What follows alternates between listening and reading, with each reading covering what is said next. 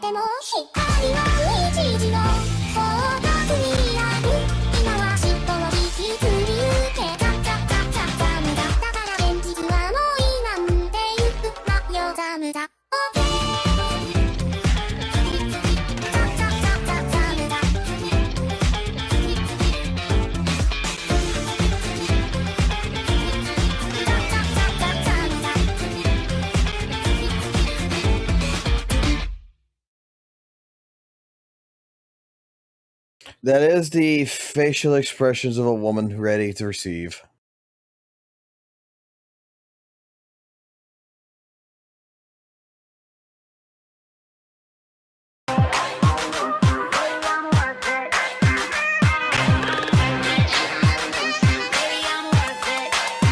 Give it to me, I'm worth it. Baby, I'm worth it. I'm worth it. Give me, I'm worth it. Give it to me, I'm worth it. Baby, I'm worth it. I'm worth it. Give me, I'm worth it. Okay, I tell her bring it back like she loves some. Bring it back like she loves some. In the club with the lights off, but you acting shy for. Come and show me that you're with it, with it, with it, with it, with it. Stop playing, now you know that I'm with it, with it, with it, with it, with it. Oh, I'm in the gentleman's club right now, fucking motherfucker.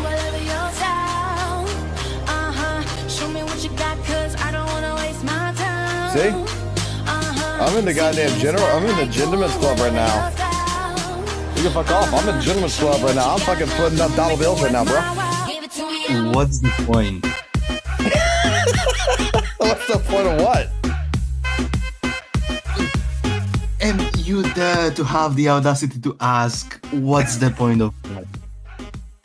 The point of what? The point of seeing titties on the screen? In the worst way possible.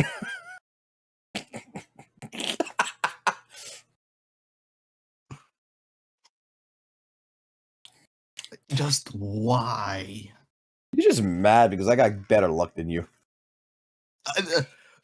I left that in the past. I don't give a shit about that.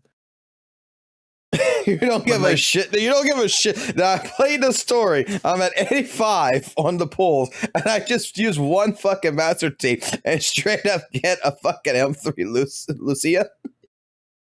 I crushed out. I cooled off. I was doing my thing. I saw you doing the fucking story quest or something, beating the ethereals. 2 minutes. I switch to Linux, come back, and I see fucking Vivian's ass shaking on the half of a screen. Because Vortex sent it as like, before you leave or anything, go to sleep, you need to see this. They're like, okay, what the fuck is it? And I just wanted to see what the golden pussy was all about. crazy work. Now I understand the FOMO. I understand the FOMO. I completely understand. Without Vivian's fucking shit, it's oh my god. Did you complete the story of ZZZ? Did you complete 2.3 story? Did I? Yes. I mean, I skipped through all of it, and then yesterday I watched how Vincent was playing through the story, and now I was watching you playing through the story. Where the fuck is Vincent? I need to know. Is Vincent still in my chat? He's probably not. Because I was gonna ask him where the fuck his rating of it is, because I give it a 9 out of 10. I thought you were joking. No, I'm not fucking joking. I give it a 9 out of 10. That was a fucking good story. It hit every single part it needed to hit. When I started watching you, which is when I woke up at like 10 a.m. my time zone, like 30 minutes in, I heard you say, yeah, the scoring now rises from 4 out of 10 to 6 out of 10. And now you give it a 9. Look. When we got to the monitor phase, okay, at the beginning of it, going through, it was a 4 out of 10. Like, okay, this shit's a little bit, yeah, it's all right. It's not a big deal. Then we got to the shit with fucking Monato fighting his dark self, pretty much, and then that fucking thing brought that shit all the way up to a fucking 7 out of 10. And then when you're going to fucking go ahead and bring in a fucking part where it hits the feels like Seed, where you're gonna have the situation where it is Lucia and Daddy fucking dead shit. It's like, okay, you just made it a 9 out of 10. No. The only reason why it's 9 out of 10, the only reason why it's so high is because they reversed the screen. It's now black text, white screen. That too. That's what it was. Yes, that's what it was. It was an 8 out of 10 at that point. Then it was a 9 out of 10 because we reversed the screen. And then if I really, really want to fucking be biased as shit, it's a 10 out of 10 because one fucking pull, I got fucking enough 3 to see him. Damn.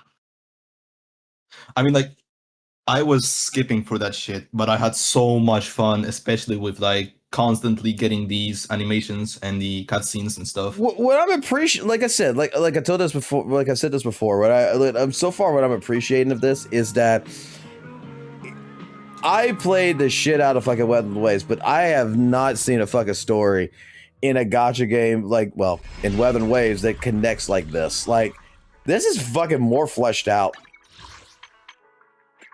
I mean, the funny thing is that when you look at the like script and stuff, it's actually a shorter story than usual. It's just more compressed, which makes you feel like it's more filled with actual things in it.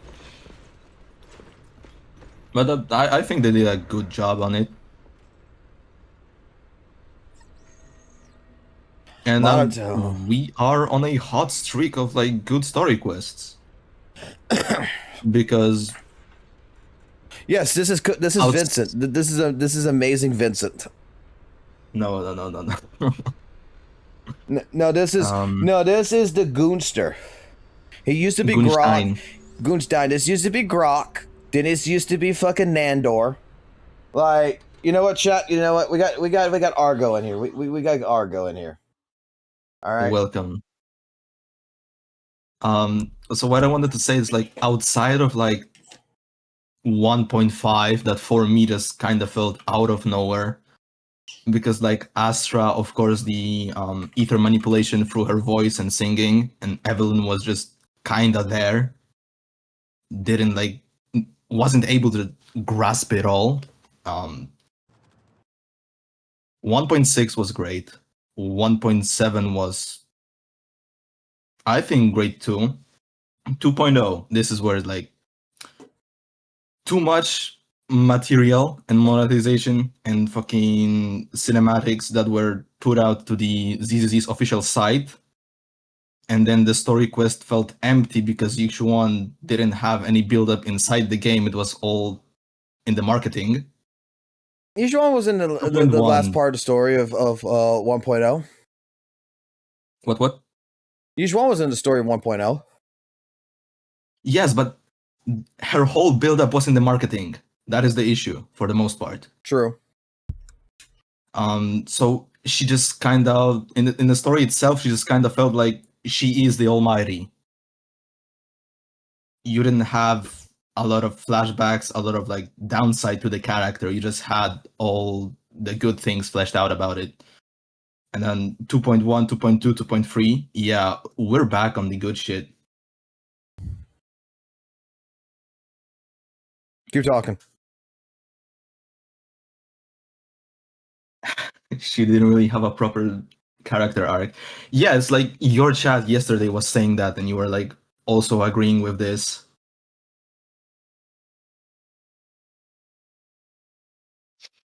But I'm enjoying that stuff. 2.1 is so far my favorite story quest. And it's not because I love Alice in every aspect, it's just the introduction of like venting Among Us through all the fucking facilities and actually seeing the boss fight arena through it reminds me of like few things. But it just was fucking enjoyable, and it also took me by surprise in many aspects. Shooter, you seen the series? You seen the series? So you could agree with me that the son of a bitch is on this call sounds like Nandor the fucking Relentless. I do not sound like him. I don't know how you hear it, but I cannot hear it. All right, guys, you hear his voice, right? Now listen. I would have slaughtered my neighbors in battle, but then you wake up and you think, I've got no neighbors. Barry. It's always smiling. It's so close. How many times have you I been mean, married? I guess I just am. once. I'm telling you, it's thanks to the 37 fact that minutes. ZZ is not doing well as other Hoyo titles. I mean, I'm gonna be fucking honest, this is what I say all the time. As long as their revenue is low, the game is gonna improve and actually go to the downward slope. Because it's a sign for them that they do have to do something to get the numbers up. So I wish that ZZ is gonna stay in that low 20s to mid 10 millions of revenue, Oh, and hell the yeah. game will actually do great. I think Arikado hit that when we watched the video. When I watched the video earlier and everything, I think Arikado hit that point very hard.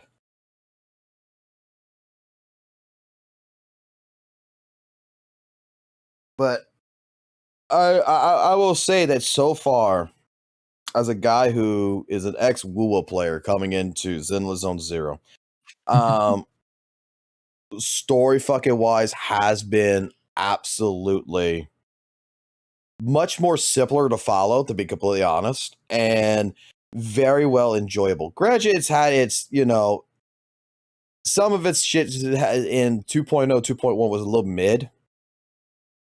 But like I stated this before, it's like even Dragon Ball has its fucking mid moments. Fucking Naruto has its mid moments. But that's all the fucking build up to the thing. So far, the story though, it's kind of like fucking, one of the sagas, like even Dragon Ball's like the saga. Like, I don't give a fuck about fucking Goku running down fucking Snake Way, motherfucker. I don't give a shit about that shit. When he gets to King Kai's planet, I'm a little bit interested. But then when you fucking see him fight Vegeta and he's going Kaioken, then you know what? Now all that build up actually fucking mattered.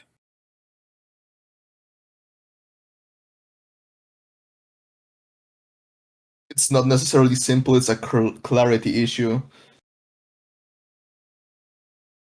I mean, that is a point I haven't seen. Look, you're in my Discord, Vincent. You could jump into the fucking channel that's called Lobby Gaming or whatever, and I could just fucking toss you in this fucking call. I'm at a point right now where I'm done playing. I'm done. I enjoyed my fucking ZZZ for tonight.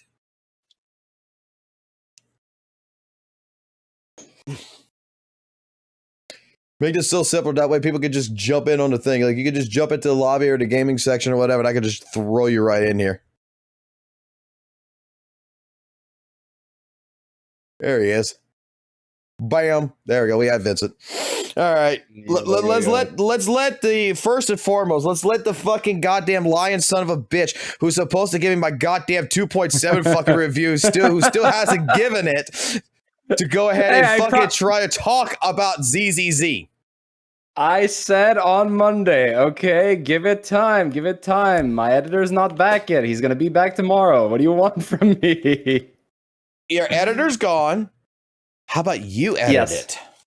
Like I said, I was working on the 3.6 script. It's done. I voice recorded it, and now I need to get ready. Like I'll be leaving in about an hour or so for my sister's birthday. Hey, you see your sister any goddamn time you want. 2.7 review is a once in a lifetime opportunity. Listen, I see her today, and 2.7's tomorrow. Okay, how about that? I will fucking call your ass out so fucking hard if it's not there tomorrow when I get on the live stream and I come home from fucking work and it's not there. I will call your ass out. I will go ahead. I will make that video against you. I will fucking go ahead and expose every single thing about you. All right, hold on. I will fucking explain how you are a fucking goddamn Kurobot. I'm still not sure how time zones work here, so I'll let you know that sometime, during my evening is when it's going to be available, right? Maybe. So even, I don't know how that's Lancer says, all I hear is excuses. Well, yeah, well-founded excuses for, perfectly fine reasons, I would say. Look. The only true excuse you could fucking use is if right now you tell me you're sitting in a hospital bed and you're fucking watching this live stream on your phone and you're talking on the phone. Never live with the idea that, doing content creator is an absolute dream job. It's cushy, it's relaxing, it's expected of you to overwork yourself. It's expected of you to not take any breaks. And the only reason you are ever entitled to a break is if you're in a life-threatening situation. That's what content creation is, ladies and gentlemen. Even then, it's still not at that point because we can always call Mr. Beast up to try to make sure you get back to work. Oh yeah, true. Actually, holy shit, yeah. I mean, he saved the blind people, so he can save whatever medical problem you got. Yeah, he's definitely gonna have to get me in a situation where he's gonna give me some implants, right? But yeah, on the idea of WUWA's story being a clarity issue, it's not the fact that ZZZ has a simple story, because in terms of story complexity, WUWA and ZZZ are pretty much the same.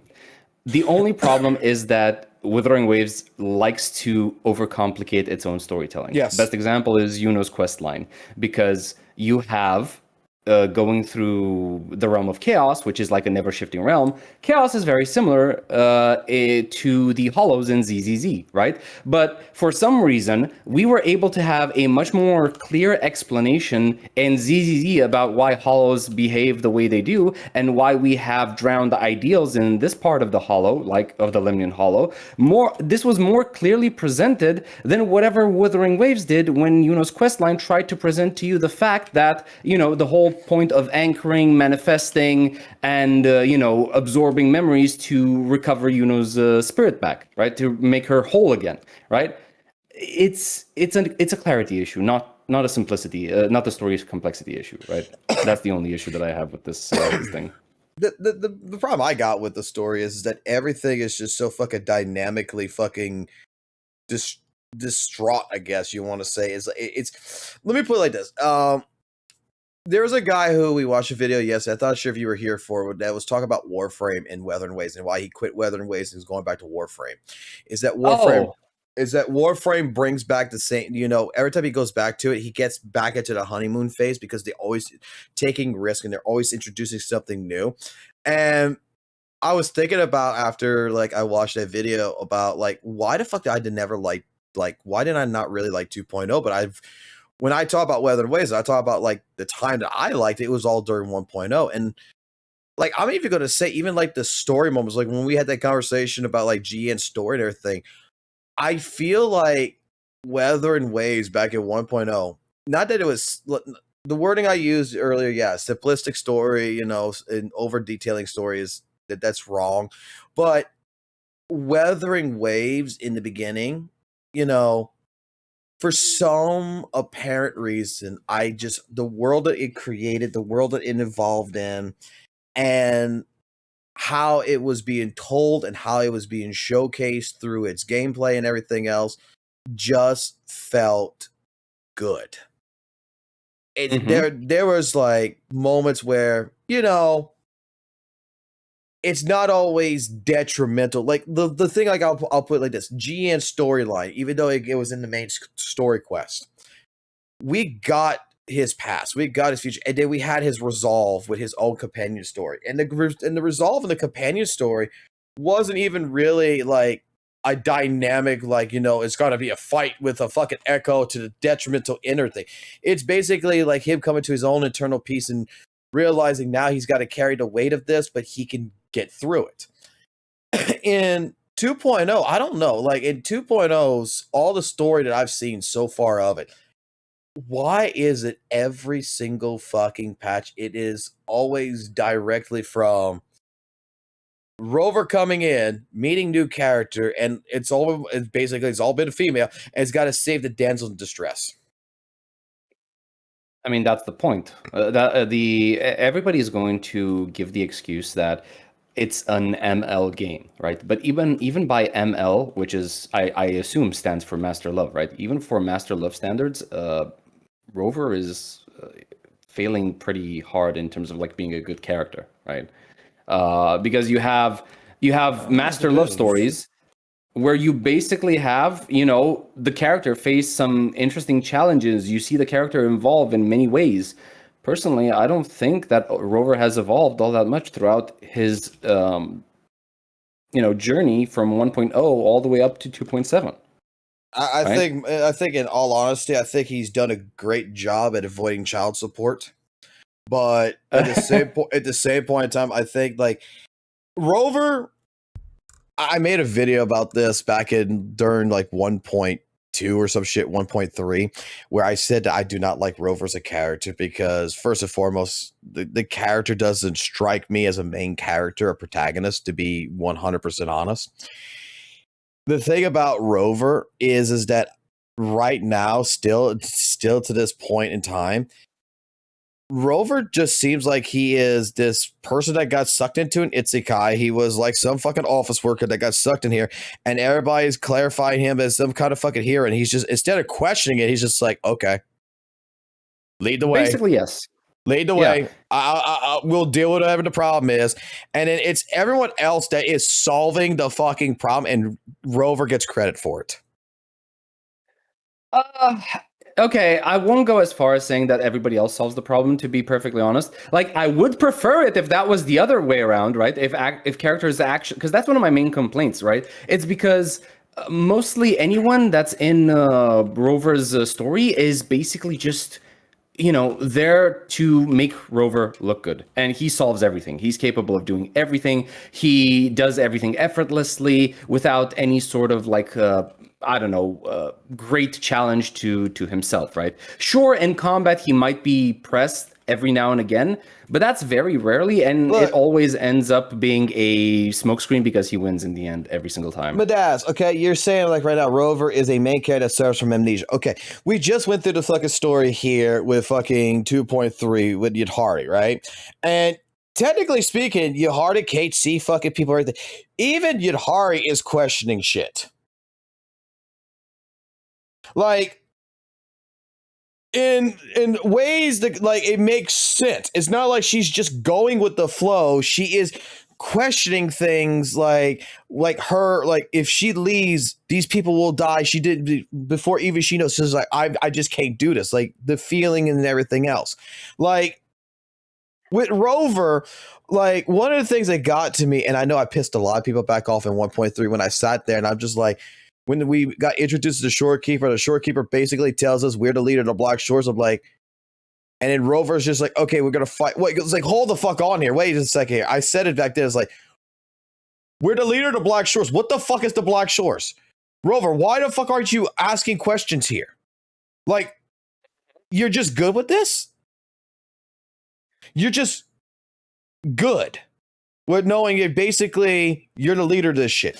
And it's like every single time so far that it's just something happens, and if it's resulting around Rover's fucking past and he's got amnesia, I would think that as a person who does not know what the fuck my past is, I would be asking a lot of fucking questions. Like, there would be a whole entire fucking dedicated quest of Rover talking to every single person in the Black Shores. What do you know about me? Was I a good leader? Was I a shitty leader? Like, what's going on here? Exactly. Like, I don't think there are more than 2 or 3 instances where Rover interacts with the Black Shores ever since he was told he's a leader.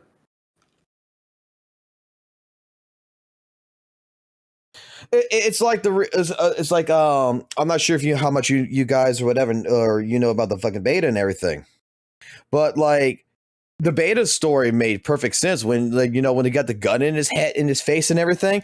It's like when I watched the story when we first got introduced to Crowdless, before I even saw the fucking beta, I was like questions like, so we got 3 girls here, giant monster.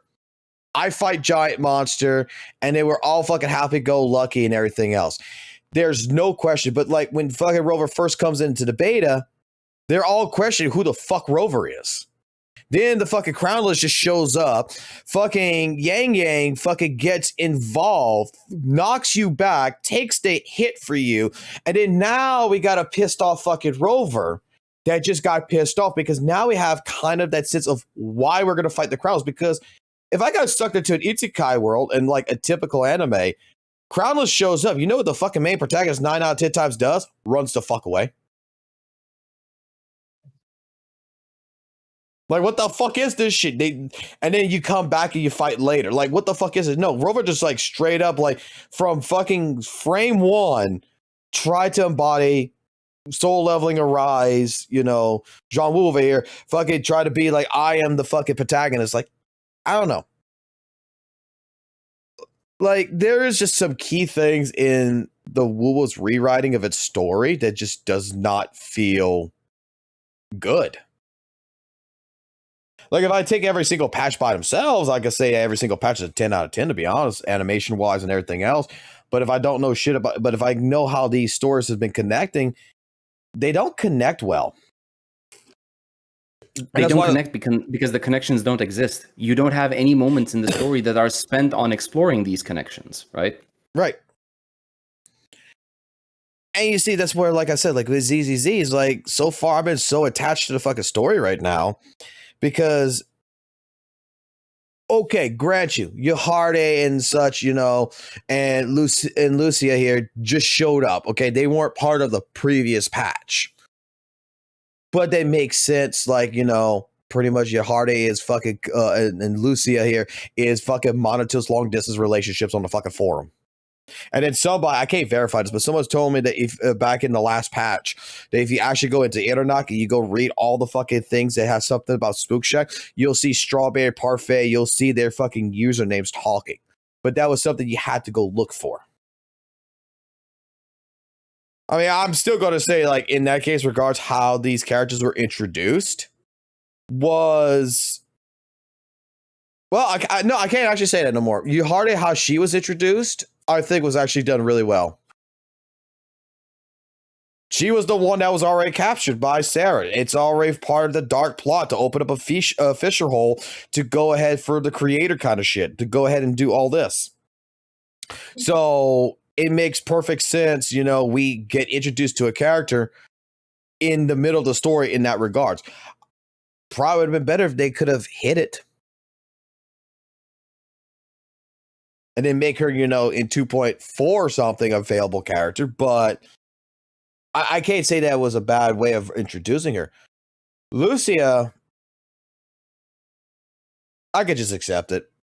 I mean, not everything's gonna be a fucking hit. No, you can't just introduce characters completely amazingly.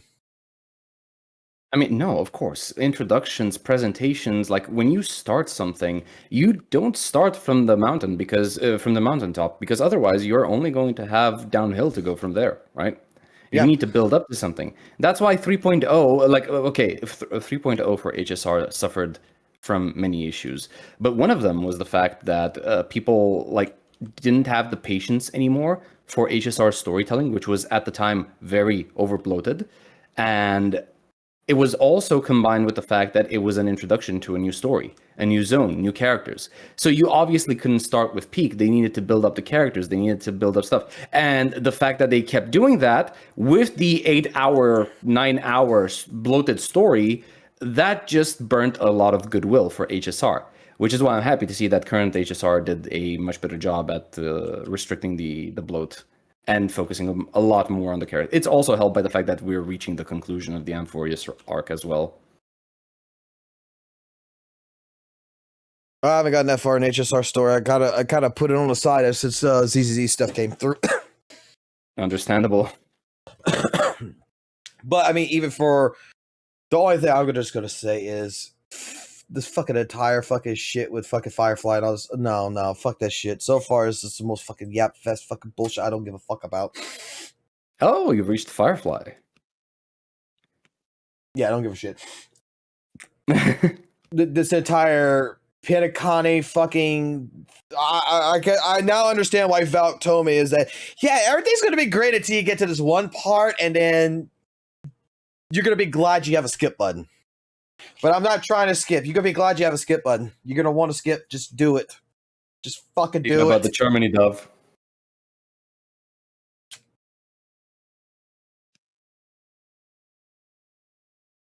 I'm just, nah. Trust me, you will know about the Germany dove. Eventually. Nah. I'm putting that shit in the back burner. I'll put that shit in the back burner. How far are you? Like, what was the last thing that you saw in HSR? Last thing I saw in HSR, I think I just got introduced to a fucking character, fucking little girl, fucking whatever, named fucking Robin. Okay. No, okay, fair. Fucking annoying little piece of shit. Wait, Robin is annoying to you? Why? I don't. Let me go see. Let me go see exactly where the fuck I'm at in this shit. Robin is the singer girl with the yeah, with the angel wings on her head. Yeah, like I'm already spoiled on that too, to be honest, because she fucking dies or some fucking shit, and it just like I'm supposed to feel bad, but I just don't like the character. I just don't like it. Fair enough. Also, we don't talk about what happened to Robin. Oh god. Also, isn't it like they die but they don't? Yes, exactly. That's why I said we don't talk about that. Okay. That was so bad. That was so goddamn bad. I played HSR for 18 days, and 18 days was enough to get me bored to death, I guess. But that's me. When it comes to the story, like the first planet, I actually enjoyed it. Yep. But Bog was great. The death of Bronia's mother, how was she called? Cocolia. To me, it just seemed pointless. Maybe I just didn't understand something, but I mean, why was it weird. pointless? Why pointless? I couldn't understand the why she chose to sacrifice herself fully. Because of the Stellaron. The Stellaron is like this. Okay, so Stellarons are basically corrupting entities. They're not fully manifested as personalities, but they do have this corrupting influence, much like the dark tide of Withering Waves, right? And it's capable, like, it's been talking to Cocolia for so long to the point where Cocolia was too far gone. That's why she decided to just, like, burn herself. Right? Okay. Like that makes sense now. Yeah, and Stellarons are basically like they're considered the seeds of destruction, and they come from the god of destruction, the Aeon of destruction. What was his name? Nanook, right? So the very first guy that gives you the powers of destruction, if you remember him, that looks down on you with golden eyes and golden blood running from his body, that's the god of the destruction, and he's the reason why Stellarons appear on the almost everywhere you go. Okay. Right. So yeah, that's why she was too far gone to be saved. That's the point. This one's sanity must have already crumbled. Wait, what? Okay. No, it's an inside joke. Okay, I don't know. You're gonna have to explain that one to me. Okay, I will not go into full details, but there's a game. You have sanity system. You have weapon enchants, and once you are in the different layer of the world, where your soul is separated from your body, and you equip that enchant, your sanity goes to max, and your head explodes. And the inside joke of this one's sanity must have already crumbled. Oh God. Wait, what game is this? Because it sounds a little familiar, just not in the way that I. I will say it. It's a game on Roblox. Oh, never mind. Never. I was thinking something like Mortal Instruments or. It's Evoken. It's basically some people try to do like fucking Elden Ring shit in the Roblox. Jesus. Okay, that's a huge undertaking one, but yeah, I don't know anything about Roblox. I don't play Roblox. Good for you. I've wasted too much time on that stuff. I mean, is it good for me? Because instead of playing Roblox, I'm playing gachas. So is it actually good? It is better. Oh God damn it! Really? Damn. Listen. I'm right now this year. I'm finished 18 years old. I've been on Roblox since late 2015 to early 2016. That's like more than 1/3 of my life. I think I know. Damn. Okay. It's terrible. Good thing I'm not the kid. The thing about Roblox is there's so many fucking games on fucking Roblox that people just fucking make.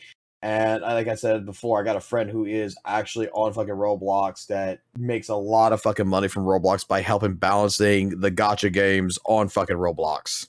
Yeah, there's also that. Could you imagine? You have gacha games on Roblox. Like he actually like how he got started was he got out of like Genshin and everything, started playing gacha on fucking Roblox, started fucking doing YouTube videos and shit about him, and then these fucking people, these developers, like, you're talking shit about our game and everything. Like practically, he's talking shit about it. It's like, you think you could do better? He said, yeah, I can do better. So they fucking gave him a chance, and holy shit! Ever since he fucking took over the balancing, because he has all this experience in gacha, that he took over the balancing of these games. He straight up one by one is getting called by each one of these development teams to be like, yo, fix our game, fix our game, fix our game. And then he gets in a fight. He gets in a fight with the developers where he says, oh, look, you're fucking overpowering this fucking character. You're not fucking, you need to buff this character. You need to do this. And they're fucking arguing him. He said, fine, I quit. And then they call his ass back and say, yeah, we lost revenue last month because the balance changes that our development team did was wrong. He's like, yeah. And then he gets fucking rehired basically and does the job again. Damn, and like he said, awesome. and the sad part is he's fighting basically like fucking 15-year-old kids. Yeah. And these 15-year-old kids, and let me put it like this. No shit, these 15-year-old kids are making like fucking like 30 to 50K a month. Holy moly. That is I wish I had that creativity back when I was a kid. Jesus. They don't realize though. That's the thing. They don't actually fucking realize how much money they're actually making, because they don't get paid in money. They get paid in Roblox, and then they're just spending it in their games and stuff like this instead of converting it into USD or whatever their currency is and putting it in their bank accounts. Damn. I mean, I think they just want to like keep playing, right? A kid, what would I have done with that money when I was a kid? Yeah. I'd probably put it in another game, okay? These people are for the most part too young to understand. Put in your retirement. Bro, I wasn't thinking, bro, I didn't even know what sex was when I was playing games as a kid. What the fuck? You think I'd know what retirement is? Employment. No, I mean, this is true. I mean, like you said yesterday, to give me an idea, it was going to be around Monday, and because that's when your editor gets back. So at that fucking point in time, yeah, you probably don't know what sex actually fucking is. I will keep I will keep this goddamn fucking screenshot for the rest of my life. It's so stretched. I had to stretch it out on purpose for fucking YouTube. It's a post on YouTube. Makes sense. No, but no. In all honesty, though, like I'm just gonna put it like this: like Weather and Waves, like the story, it has, like you say, there's no clarity to it in a lot of regards, but it's not that it's hard to follow. That's the wrong wording. It's not that it's hard to follow the Weather and Waves story. It's just unlike 1.0 to I guess 1.4 is like 2.0. That I did the story, 2.1 I did the story, 2.2, 2.3 with its fucking thing, and 2.4. In all honesty, I just don't care.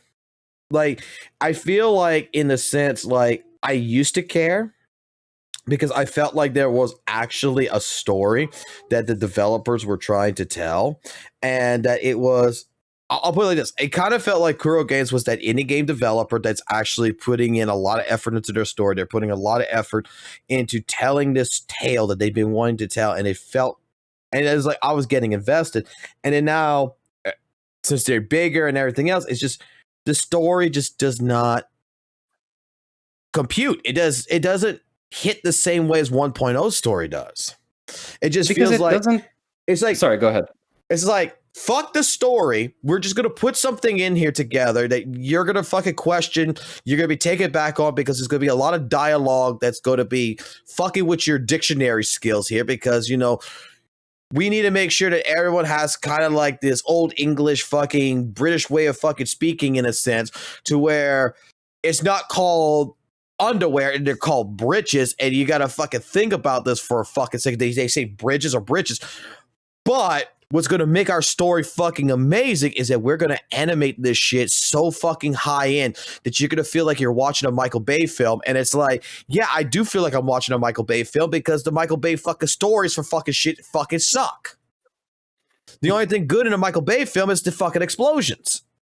I want to go back to fucking storytelling like the original, like Evil Dead, where someone's trying to tell the story but the animation might not be there, but the story's really fucking good.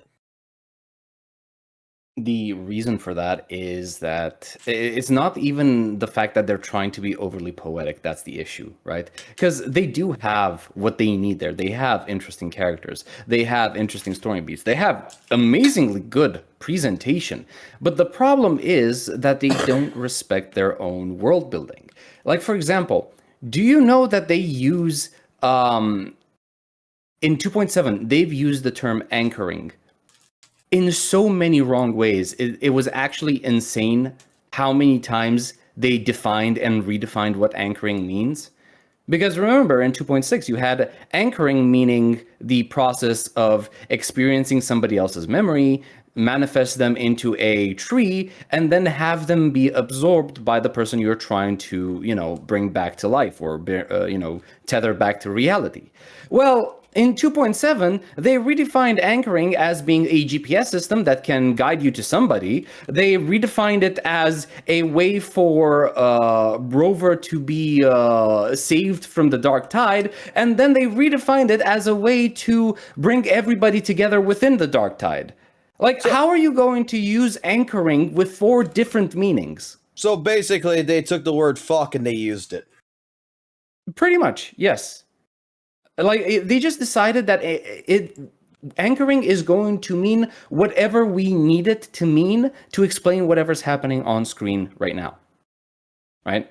The same can be said for frequency. Like, frequency can mean soul, echo, spirit, I don't know, illusion, anything. Frequency can mean anything in Wuthering Waves. It's one of these terms are one of the most abused terms in their story. Kind of shows you that maybe the other engine's actually, it's not proven, but since its other engine, which is story writing AI system, might be actually being used.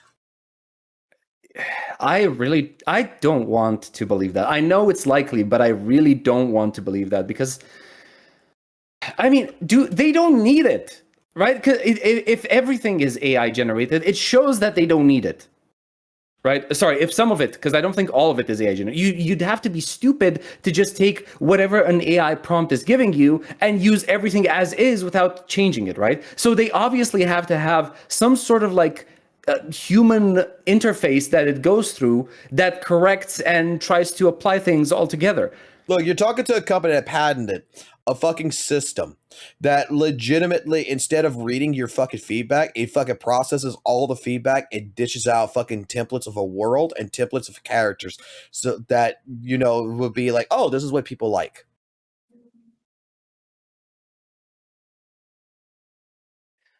I mean, which I think is actually cool as shit, to be honest.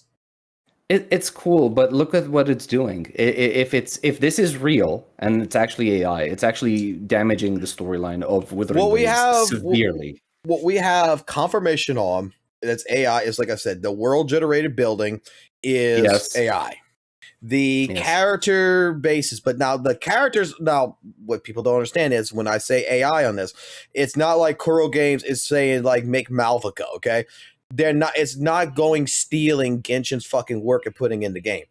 They have to provide a library from their own source in order for it to take parts of characters, clothing, and stuff like this and generate a template. That is what is specified in the fucking patent. When it comes to the animations, that's all done AI. That's all a system to where they animate like the quote unquote thing. The rigging system is done in AI. That has been showcased. Wuthering Waves is actually the fucking mascot for it.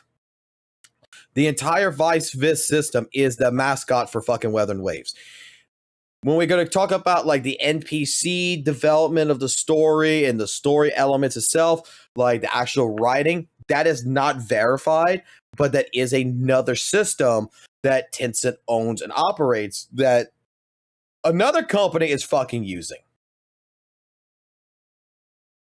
That is listed to be using this. And that is NetEase.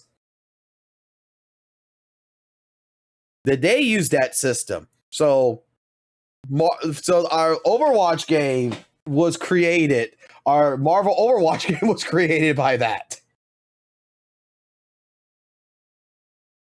I do not like this. I really don't. I think should be a line between using and abusing, and everything like should be normal. Because when you use it to help, then you are still in control. But when you're like telling it to do stuff for you, it's gonna spit some random shit for the most part. But here's another thing too. You know what? Another game that is going to be utilizing this is coming out. Project Nami? Ananta. Wait, really? Ananta has AI? NetEase is using AI for their game development, and NetEase is the creator for Ananta. Oh yeah, fair point, actually. So it's not. I mean, it's not confirmed, but like if they're using this and they're the poster boy for this one, where they're using it for the Sword Justice game, NetEase's Sword Justice game, their Marvel fucking game and shit like this. If they've been using it and they are the poster boy for that Genix system, the next game that's coming out from them is Ananta. And it's highly likely that it's also going to be AI generated in that sense. This is the way we're going. That is unfortunate. Well, the thing is let's be completely fucking honest. This is fucking China, and China fucking bootlegs every goddamn fucking thing. And if they can fucking bootleg it faster with fucking AI over child labor, they'll do it. Yeah, no, I understand that basically the lightning is out of the bottle and you're not getting it back in. I know. It's just like, that if you're gonna do it, just polish it. That's all I'm asking. There's like a YouTuber right now, Davey. I'm not sure if you're all gonna know who I'm talking about, but he's like a bass player, and he straight up went go do some searching and found out that his music, like his bass lines and such, has been stolen, and it's been replicated in AI, and he's got like rage baiting titles, like he's going to sue or whatever, but he's not actually going to sue because, like he said, this is going to be the industry Like he even admits it. Like even the music industry is using AI now. We got musical artists and such that instead of hiring a whole entire production, going to the studio, hiring entire people to fucking do everything, that they're remixing their own music through AI and they're getting it done the way they want it done. That it's shortening down the time framing and yeah, it's reducing the cost of people. I mean, you already have literal AI bands that make music. That is like, how far does it have to go?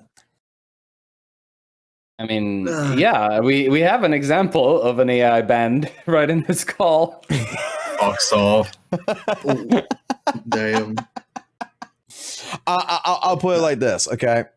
The only reason why I really fucking use AI for the music shit is just because, like I said, I can't trust any fucking tracks no more. I don't even care if it's Hoyoverse. I can't trust it because it takes one fucking day, one fucking time, and that fucking track becomes fucking blacklisted on YouTube. Every single video that has that song on it gets fucking cut. Like Buried Alive never used to be a copyrighted song. Capcom never copyrighted it.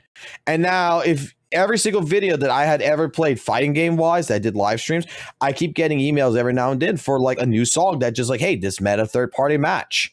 And it's just like, well, the video is the live stream is like 5 years old, but okay, fuck it. I don't give a fuck. I mean, I can't trust it. With AI, I'm paying $10 a month for a fucking program. I make my own fucking music. The only one who's going to be able to blacklist is fucking me. I mean, that's fair. That's a fair point. Like, even I would use AI to an extent. Trial and error process of making the music. Wait, what? What was that, Chris? I mean, it's still, even that still leaves you with a trial and error process on making music, doesn't it? Yeah, it does.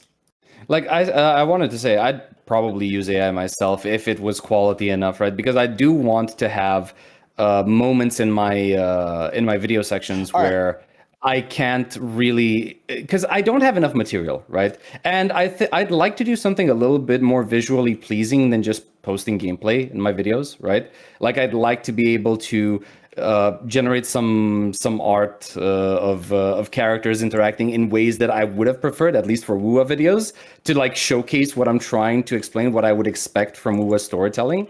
But sadly, I don't think it's like good quality yet. Like it's not the quality that I'm looking for. Am I S tier enough for you now? I mean, when it comes to AI, it's like so fucking sticky talking about it because even right like now, Windows update, Windows 11, 25, H2, the so-called boring update, which Microsoft had stated it, basically, in some cases, it forces people to reinstall the system from this fucking zero. Wow. Okay. Let me say this real quick to Chrono, real quick, because Chrono's like, I'm going to say every song from Hoyo are still open, and specifically they make it open to everyone to make content. So if you get a copyright strike, it's illegitimate coming from bad actors that's abusing copyright system. I completely understand. Don't get me wrong. I completely understand. But what happens? Okay, what just happens if Hoyo? Okay, let me put it like this: what happens if Hoyo ends up getting into a fucking problem to where Genshin doesn't make no more money? Fucking these games are fucking finally EOSing, and Hoyo Wuthering Waves is now the king of everything. Isn't it not too? Is it not far fetched to think that fucking Hoyoverse would be like, oh shit, okay, we need to fucking go ahead and do something, and the only way we're gonna right there, they use the copyright system, and everybody who has tracks on all these videos and everything, they copyright them. It's their property. It's their right. It's whatever they want to do. It's the same principle of the reason why, if anybody remembers, the reason why like Metal Gear Solid 2 and 3 was pulled off of Steam for so long was because they lost the fucking licensing for all the old World War II footage. They had to remake a whole new deal with, and they also lost the licensing deal with the person who made the music. So they had to recreate a whole new fucking deal before they could put all those games back up on Steam, which took fucking almost like 2 years. Konami had to make that deal. It's one of those things to which what happens even if Genshin hires a composer for like ZZZ's music, the person who makes ZZZ's music. And that composer, they only have like a 5-year limited deal. And then that composer 5 years later says, I don't want to work for Hoyo no more, but it's my music. It's my right. I gave licenses, but I didn't give licenses to the people using it. That's why, like, when it comes to YouTube, YouTube does not like playing into copyright fucking rules, okay? When it comes down to fair use, and here comes the entire fucking problem. Right now, if St. Tonus wanted to, he could go ahead and, in all honesty, he can go right ahead right now and he can copyright every single one of the videos that I got about him, that I'm watching his video and I'm reacting to it. He go to every single one of React videos and he can copyright strike every single one of them. And straight up, my channel's gone. Straight up, it's fucking gone. Now, the thing is, YouTube is not going to fight it. YouTube's not going to fight that fight. Because the rule of fair use is not as clear as what people fucking try to make it out to be. It really isn't. It's been a fight for so long. Some people win, some people don't. It depends on your description around it. And when I took the Google course for YouTube and everything around copyright and such, like, they will say, if someone puts up a copyright fucking notice and it's like a React channel, whatever, they will fucking do it. And it's up to the said infringer to communicate with the person who's infringing. And if it's necessary, you two go to court and whatever decision's made, then we will abide by that decision.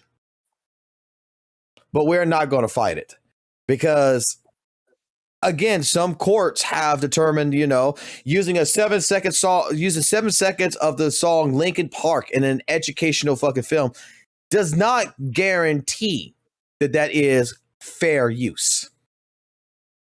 Using IGN's video for 3 seconds is not considered fair use. Okay? Because when monetization comes into... Let me put it like this. When monetization comes into effect, that's where a whole entirely different ballgame comes in. Because when you're going to say, well, I'm doing it for educational purposes. Okay? How many times have I seen back in the day game walkthroughs for story mode is considered, quote unquote, educational? You would see like the little disclaimer, copyright, fair use copyright on their description and everything. That has been fucking thrown out of fucking court multiple times, because if you're trying to say education use, like a public thing, why are you trying to get monetization for it? When someone try to point out, I'm PBS, I'm the public broadcasting place where, we don't monetize it. If you're monetizing it, you should be willing to pay the person that you're, whoever it belongs to, the footage for, the gameplay for. Like, I should be willing. This is where Capcom, Nintendo, and everything else fights this shit. You want to do this, you should be buying a license. Fair. You should be buying a license to do all this, and people don't like that. For a long time period, go pull out, like, if anyone here has got a PlayStation 3, PlayStation 2, go pull out like a game from the back, like Capcom, Konami and such. Go pull out a PlayStation 2 or PlayStation 3 game and go read the manual, and go to the fucking end part where the terms of services are at. They actually, for a long time period, had it written in there that this belongs to them and you're not allowed to reproduce it. And video footage was one of the key scenarios. That's why Nintendo fought that. And that's why what Nintendo tried doing for a little while was the content creator program, where you have to be a content creator to do Nintendo games. But what they did is they still third-party matched it. The difference was that instead of paying you what you were owed on a video, they paid you 1/3 of what you were owed. The other 2/3 was covering the license of the game to allow you to monetize it. So if you wanted 100%, like you make a video, you were a partner in YouTube, you uploaded a Nintendo game back like during the Wii U days, and you uploaded it. I remember because I had a friend who was a part of this, and he was so fucking pissed. He was so fucking pissed because he thought it was a great deal. And then he realized that one of his videos actually made $6,000. and they So he only got 2? He only got 2. Scammer That's gets actually a scammed lot like of money. shit. That's a lot of money. When he saw the analytics on it and he saw everything, he only got $2,000 on it, and it's just like, and he tried talking to Nintendo and everything, and Nintendo told him, "Well, you're basically the money we're taking off of this. You're basically paying us to give you the right to fucking play the game and fucking record it." What the fuck? Yeah, I know my rights. My rights are yours, apparently. Wow, yeah, I always say you don't hate Nintendo enough, but here's another example.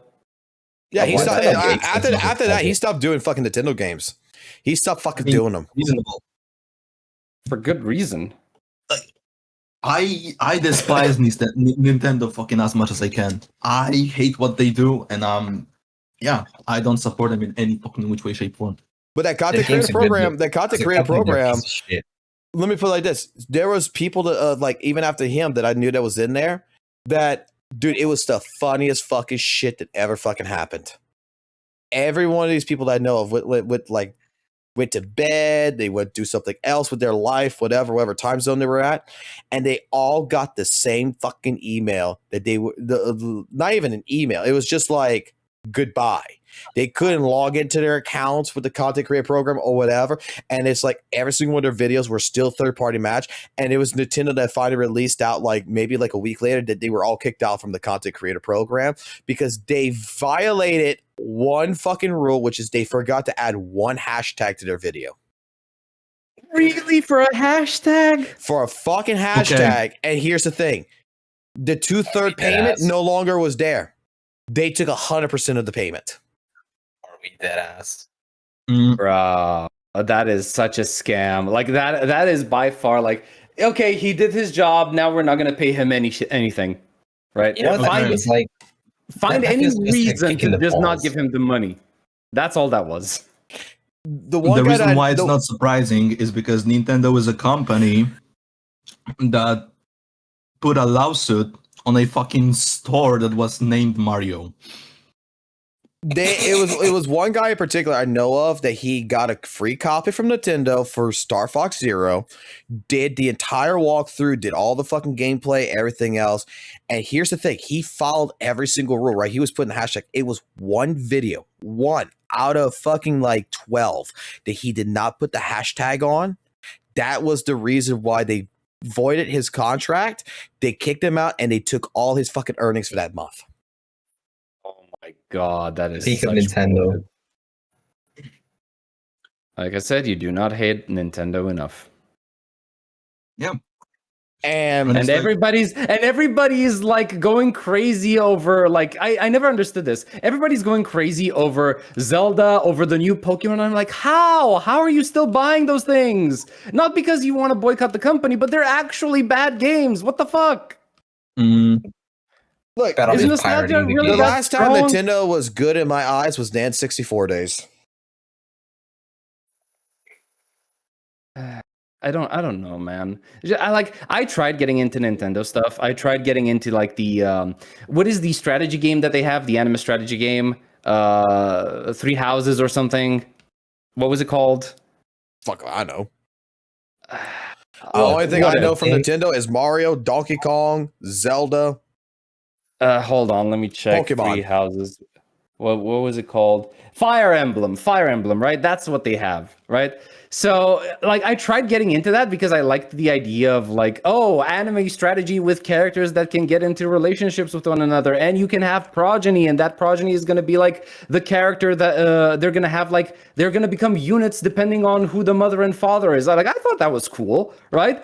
But then I just kept playing it over and over again. I was like, man, this is a lot of grind and very little polish. This is the reason why, like, when I hear St. Tonas fucking say Hoyo versus fucking Predatorial and shit like this, and I'm like, if anybody who just fucking listens to him and doesn't do fucking research and doesn't like and never live through this shit, because like, look, grant you, I'm 36 fucking years old. I know there's gonna be a bunch of people who watches St. Tonas that's much fucking younger, that didn't live through this shit, that didn't see this shit. But back in like early 2000s, like from the early 2000s to like when I got on YouTube was 2012. So like from 2012 onwards, all the way to like 2017. So from 2012 to 2017, there was a whole huge fucking mess with fucking YouTube and fucking gaming and shit. And it was the fucking companies that like Nintendo and such that was fucking being predatorial to content creators, that was being predatorial to the fucking consumers, that was being like, this belongs to us, that they were fighting people left, right, and fucking center. And then when you got gacha games that has similar fucking predatorial systems, but they like in terms of like content creation, there is going to be no fucking company worse than fucking Nintendo in terms of content creation. Fucking these gacha games are going to be working with their content creators. Oh, their contract is shit and everything. You know what's a fucking shitty contract is you forget to put a fucking hashtag in a video and they take all your fucking earnings. Yep. Isn't like the main condition of like the CC contracts that you're under some form of NDA sometimes? Yeah. Yes, you are. Yes, you are. And you're also like gently nudged into the idea that you shouldn't speak badly about the game. But that's not too bad. Let's be honest, that's not too bad. It is bad if it costs you your access to the game, right? Because if you're going to cover the game, yeah, go ahead. Sorry. It's bad, but only to an extent. I mean, look at current legacy media when it comes to like gaming journalists, right?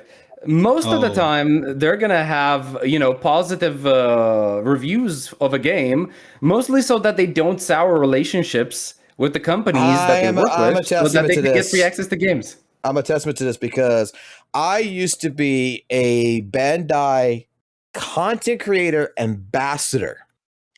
Okay, I used to get copies of games from Bandai for free. And I got into it because of Maximilian Dude. I got into the creator. He got me involved into it. I got part of it. And the reason why was because my YouTube, not a YouTube channel, but my Twitch channel was taken off at the time with Naruto Storm series. And I wanted to make sure I got Naruto Storm 4 because everyone was going to get early access. I wanted to get a copy of it at least a couple of days before its release date. I signed the NDAs. I did everything else. Just because... And I reviewed fucking Dark Souls. I did everything else for them. I was playing Digimon. I was giving it positive reviews and everything else on Twitch and everything. When Storm came in and I did a review that basically said that I have no problems against Bandai, but I have a problem with CyberConnect 2 being fucking lazy with the development of this game. And that the game is great to play, but the story, which I was interested in, was mostly fucking screenshots and not animated, which they didn't fix it until later on with Boruto's fucking game. But Storm 4's original fucking vanilla copy was fucked because they were too busy working on Final Fantasy. When I made that video, immediately Bandai cut me. Damn. Because I made a bad review on a game. I talked to Grant. I talked to him explicitly because he was the guy who was running me over. And he said, we have to get rid of you. Yeah. Because you're not allowed to talk bad about games we publish. There you go. There you fucking go. And it's just like, really? Like, I praised everything else that you have. He's like, we're sorry. We published a game. You're not allowed to do this. And I'm like, I can remove the video. Nope, too late. They took my access so completely fuck away. Well, that's one way to say fuck you. Like I have no hard feelings. Like Bandai makes good games. I have no hard feelings. It's just that I realized that like when I get into some of these, when I look at some of these contracts, because I was looking at like even for Next and for fucking Berserker, for the first Berserker Kazan, and I was looking at the contract for the thing. It was specified in there that I could not give the game a bad review. It actually told me the lowest score in the contract that they provided me, the lowest score I could give the game was an 8.5 out of 10. Nah, fuck off. No, I'm serious. An 8.5 out of 10. That was the lowest. I could not go any lower than that. Okay. Are we dead ass? Because 8.5 is still a great rating, by the way. I will say it like this. 8.5 is a good rating, yeah. I will say it like this. What I hear now is like no news to me because in Poland with the fucking game journalism and stuff, holy shit, every single day there's something going on between like YouTube people and the game journalists. They are at each other's throat for like years right now. Yeah. Yep. Because YouTubers have the balls to call them out for the bullshit that they espouse, right?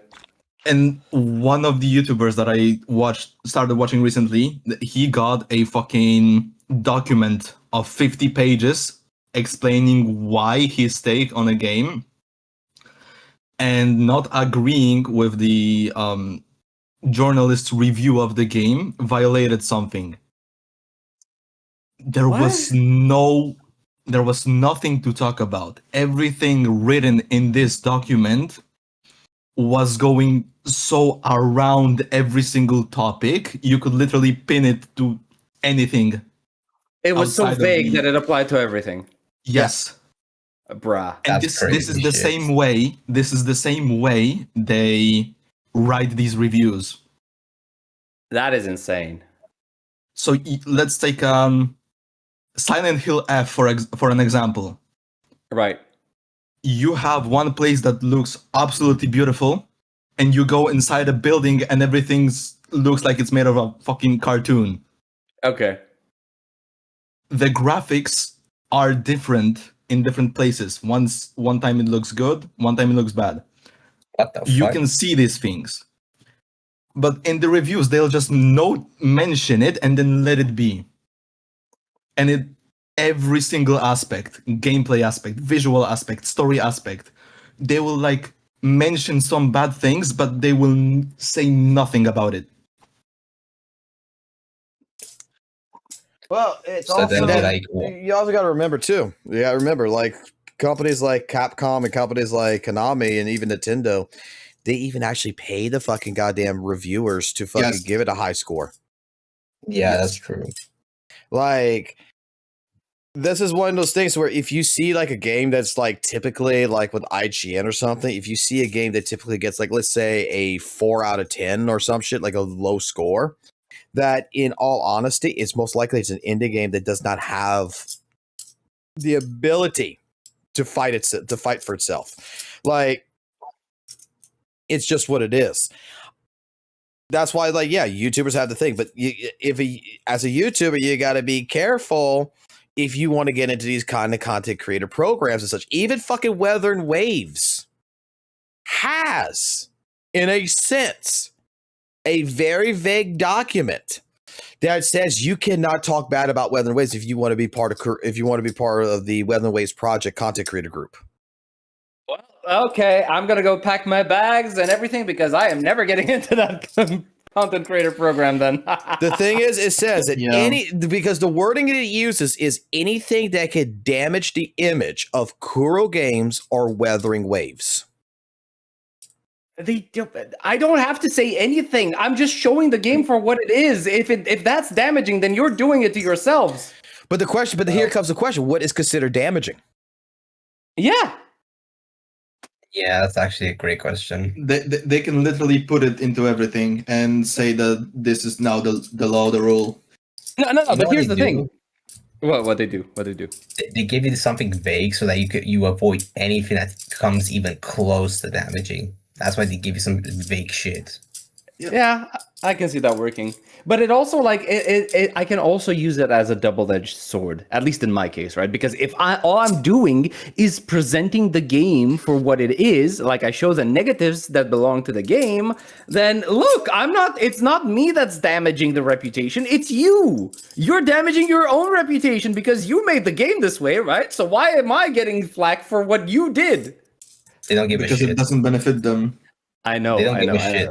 Yeah. They're the owner. The only way you of get the contract. around that kind of shit, the only way you get around that shit as a content creator is that it now comes the thing where you have to be someone like Tectone that has a following that your reputation, even if you say Genshin is shit or you say this game is fucking bullshit, you're bringing still whether it's bad PR or not, you're still bringing in eyes on the fucking project because they'll look at someone like Tectone, right? Let me put it like this. You see how Tectone got to play NTE, okay? And then you don't want someone like I would feel like as a developer, I wouldn't want Tectone to fucking be part of this and doing a sponsored stream for this. Right? I would not want to. But it's the smartest fucking thing there is. Because the people who look at it is like, you know how many people fucking hate Tectone? And if Tectone fucking shits on this fucking game, they're gonna fucking say this is the best game there is because Tectone hates it. And also, if he agrees that the game is good, he has his own cult following that will like actually go to it.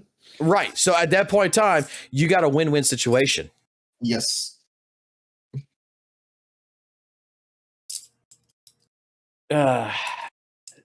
See, this is why we can't have nice things anymore because everything has to get corporatized and everything has to be for profit, made with a for profit mindset. Unfortunate, but it is what it is. Wanna hear something that will make it worse? What? I was talking about the new Windows update, right? Because Windows 10 support ended 5 days ago. Okay. So basically, if you look closely enough and see like what things are being done to the system, it can literally imply that Microsoft is turning Windows to a subscription-based platform. Oh, please, for the love of God, no. Because right now, when Windows 10 has ended, the EU law and basically forced Microsoft to do one thing. You can extend the Windows 10 support license for 3 years, right? About 2, I think it was. I think it was 2 years. Mm-hmm. And either you pay $100 or number 2, send your ID photo. They either want your information or your money. I hate this already. Like I hate all of the things where they just like have to ask for your ID now. Oh, you want to access this? Send me a picture of you because I want to know how you look. I want to know your name. I want to know where you live, how much money you make. I need this to sell. I need this info to sell to my fucking brokers. You know what's funny? You have the Discord situation right now where literally terabytes of data information has been leaked. You know what law has been forced into UK a while ago? What? To use social platforms, for the most part, you need to verify your age with an ID. So every single person that has Discord in UK, their ID is fucking leaked. They had their IDs leaked. Great. Yes. Great. Well, listen, guys, I really like the conversation, but I really have to head out soon. The only thing that I wanted to ask before I leave, any of you going to be playing Stella Sola? I have no idea what the fuck that is. Look it up. Or actually, I could just send you the, what's it called? Does it got titties? Yes, it has. Okay, it just depends. It just depends if you like them in this style, right? Here you go. Bunker, big titties. Here you go. Pull it on screen. It actually launches 7 hours from now, just so you know, like global launching, right? Back. So I see a Welcome car. back. Van, 100%. No, I don't want no background music. Oh, I remember this now. Yeah. Okay, what is this? Wait, I don't even know where should I post it in the Discord, right? Doesn't fucking matter. You can Doesn't actually add the fucking voice chat. Gotcha bar, yeah, but I can't access that one. I'll put it in the gotcha bar in general chat, right? Okay. Yeah. This thing. I think I've seen it, but I'm not sure at all. Because I might actually give this a shot. Don't know if I'm Wasn't this the gonna. game you were playing that was on beta? What, this? No. No. Oh no, that's Moangale Stardive. No, this is Stella Sola. I didn't get into the beta. I don't even know if they had a beta for this. Let's go see the gameplay of this shit.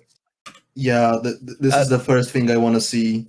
You're gonna have to look for gameplay on YouTube, I think, because I don't think they have it on. Yeah, they're fucking hiding it on the website, which is scaring the shit out of me. Okay. Is this the card-based, turn-based No, game? no. Okay. It's top-down 3D action combat. MOBA. Kind of reminds me. No, it's not a MOBA. It kind of reminds me of Dragalia Lost, if you remember, right? It reminds me of Path of Exile for some reason. Yeah, it's because of the desert. No. What I mean, the top-down view of the skills and stuff. Oh, yeah, obviously, yes.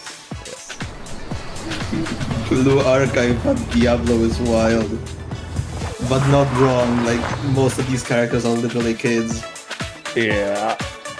I mean, not... Yeah, they're older than what you have in Blue Archive, right? So, Sensei... Yeah. Lolly Wonderland. What the fuck, Lolly Wonderland? It's still fucking fiction, nobody gives a shit. People have no morals for these things. Welcome to Lolly Factory, the fucking Charlie and Chocolate Factory's fucking goddamn fucking...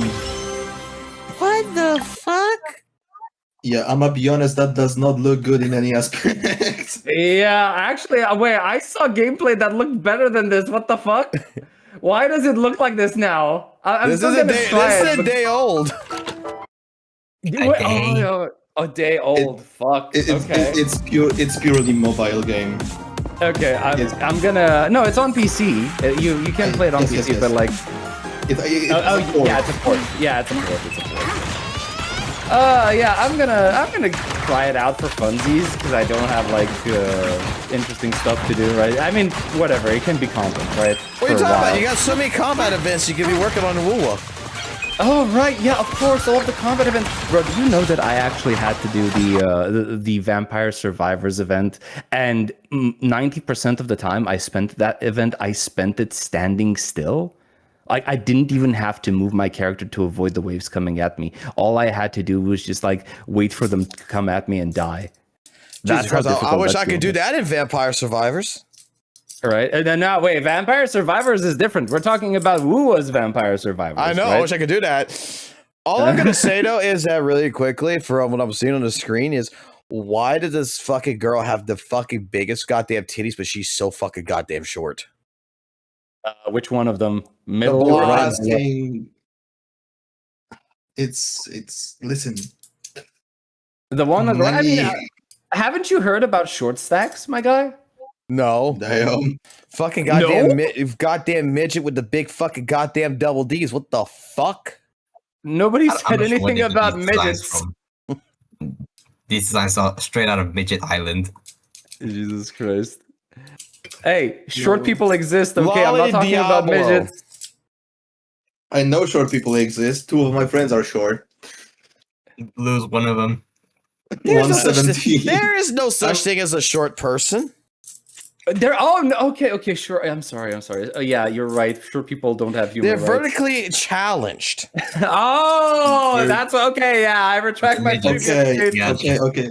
But they also, for the most part, they also have to be fucking horizontally challenged because most of them are thin as fuck.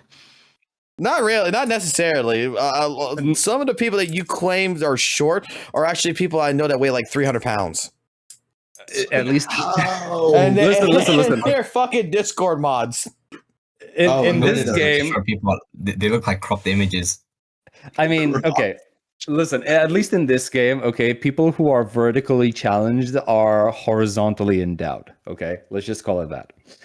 Anyway, I'll leave it at that. Yeah. I'm gonna have to head out. You guys have fun. Enjoy the stream, and I'll catch you later. Bye-bye. Get the fuck out of here. Bye.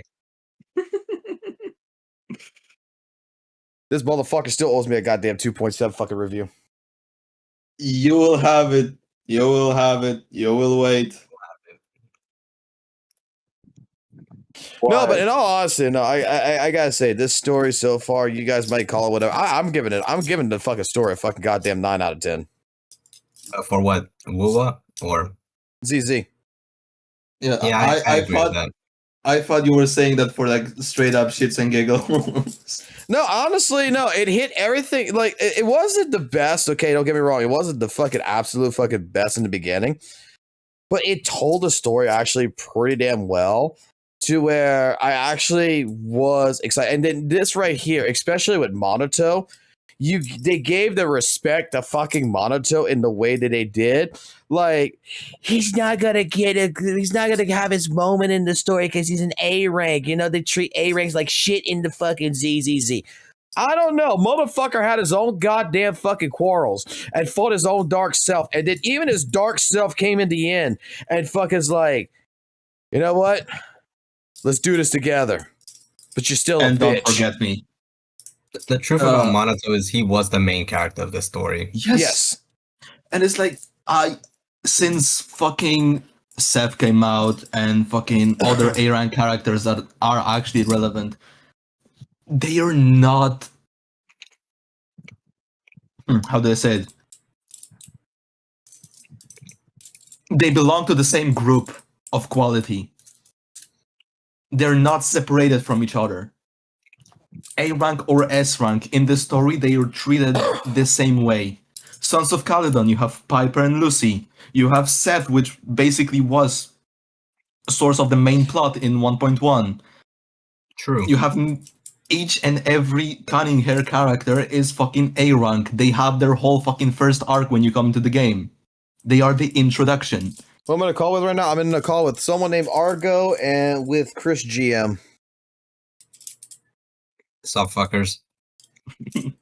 I'm in the call with the person who would judge your fucking builds.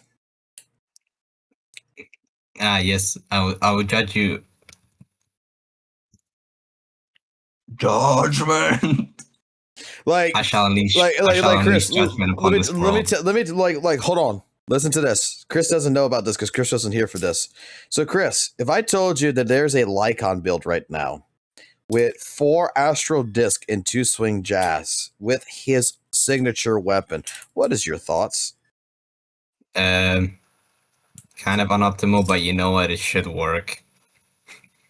In a Hugo team. In a Hugo team. Maybe in a Hugo team.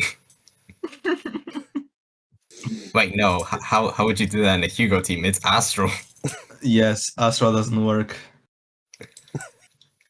Mono ice build. That is what Saint Tonus was running on his Hugo team, and he was bitching about Butcher. Are we dead ass? Yeah. Yes. Okay, like he made a mistake on a mistake on a mistake, fucking domino effect, and then he doubled down on it.